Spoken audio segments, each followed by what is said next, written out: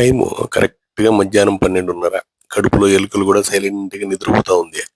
కానీ విధి ఆడిన వింత నాటకం ఏందంటే, సరిగ్గా మల్లికా బిర్యానీ బోర్డు ముందే మా బండి ఆగిపోయింది ఎన్నూరులో.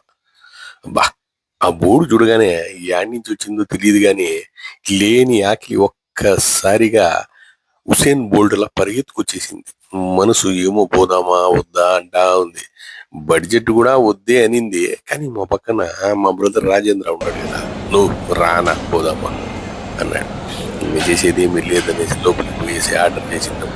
హాట్ మటన్ బిర్యానీ ఇంతకుముందు 280 ఉన్నిందంట. ఇప్పుడు 350 చేసినారు ఒక ప్లేటు.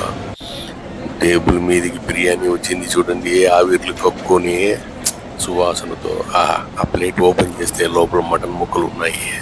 ప్లేట్ నిండా ముక్కలే పోవు. బిర్యానీలో ముక్కలు వెతుక్కునే పనే లేదు. బిర్యానీ ఉంది. ప్రతి ముద్దలోనూ మసాలా ఫ్లేవర్ తగులుతా ఉంటే అది బిర్యానీ కాదు, నిజంగా ఓ ఎమోషనే. ఇక కాంప్లిమెంటరీ సూప్ ఉంది. అది ఆ సిప్పు గొంతులో అమృతం వెళ్ళినట్టు అనిపిస్తుంది.